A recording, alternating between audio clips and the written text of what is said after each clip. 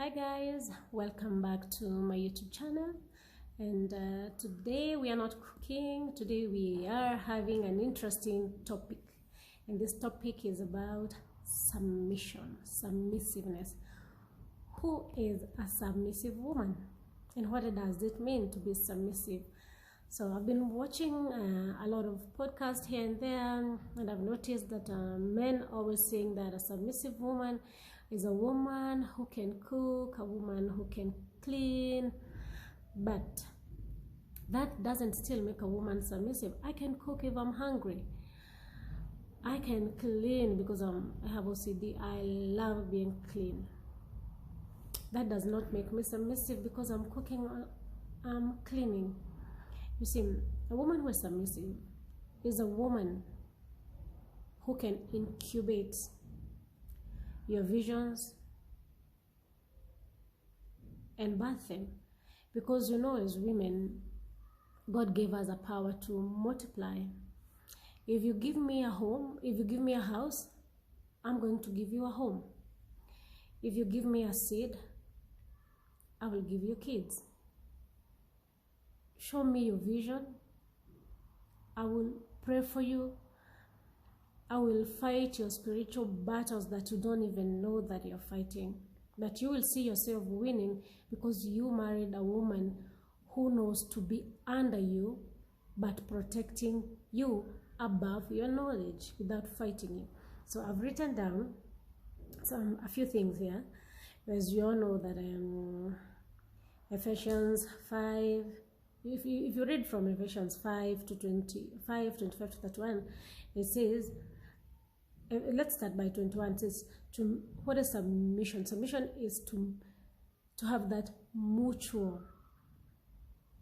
It's a mutual thing to submit to each other with God's command. A husband is to love his wife, and the wife is to submit to the husband. So this changed when we got this issue of women empowerment. And this issue of women empowerment, it was not trying to make women feel like they are more powerful than men. It was to help women to be able to have visions that can assist their men. But men started fighting this thing, and that's why you see there are a lot of issues going on online here, that men are saying this, women are saying that. But I don't think there is a man who wants just a woman who can just cook, a woman who cannot even multiply something small that you put in her hands. Here is something else. Let's check something else. What is submission? Submission, if you are submissive, you obey someone without arguing. You can obey someone without arguing. That is submission. Number two is when you surrender, you know, it's like surrendering. You surrender to his timing. We find peace and assurance in his sovereign plans. When you surrender and when you obey, even to God, it goes the same way. It goes the same way. You have to be submissive to God. It's not just your husband. Even for your husbands, you have to love your wives as Christ loved the church. Let's come to another point. It means humbly sharing your opinion with him. It means not invalidating him, especially in front of others. It means trusting his decision as a leader while feeling empowered to give your point of view. As a submissive woman, you still have the power to give your point of view, but without demeaning your husband. Let's go to the next one.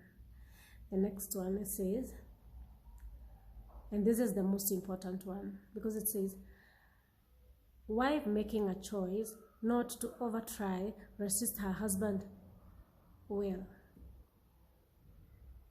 You don't resist your husband's will. And now that is where cooking and cleaning comes. Because if your husband wants you to cook for him, that is his will. You should obey and respect his will. If your husband wants you to clean, he is not even, let's stop viewing this as slavery, because I know this is what most people are saying. And for most men, please don't belittle your women as chefs, that the only thing that this woman can do for me is to cook and clean for me. No, allow this woman to multiply your vision. And that's why it's very important when you're getting married. Please marry someone you can trust with your visions.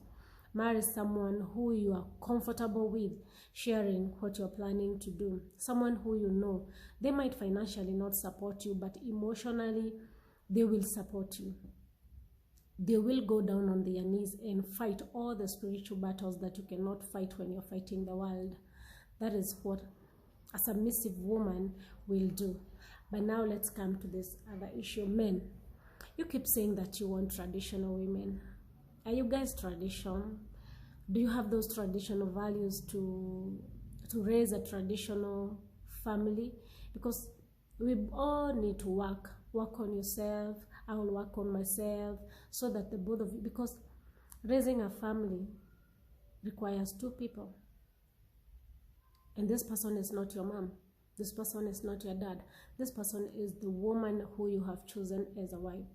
If you chose beauty, if you choose a big nyash, if those nyash can multiply your vision, go to those big nyash. If you're looking for characters and morals will raise your kids. That is given. That will raise your kids. So men, work on yourself, work on your masculinity. Stop blaming women that women are not traditional, because you're failing. You're failing. Every time you talk about it, you're failing, because you're supposed to work on yourself. Remember, you attract what you are. You're going to attract what you are. If you're a traditional man, you're going to attract a traditional woman. If you are a liberal man doing all those crazy stuff, and unfortunately, God blesses you with a traditional woman who will love you, you can learn a lot from that woman too, without you feeling emasculated. Without you feeling emasculated, you can learn from that woman. So tomorrow we will continue with the topic. I'll be making this content because I love talking about this issue, because I feel like we always have a misunderstanding, because we want to belittle each other, we want to argue, we want to fight, we want to come online and say women are like this, men are like this, but nobody is perfect. We are all trying to make something, to create families, whereby create a family. You may not come, maybe you never had a family, a complete family, but a complete family can come out of you. English is not my language, so I might mess a little here and there, but I hope you get my message. Thank you. Don't forget to subscribe, to comment, and to share. Bye.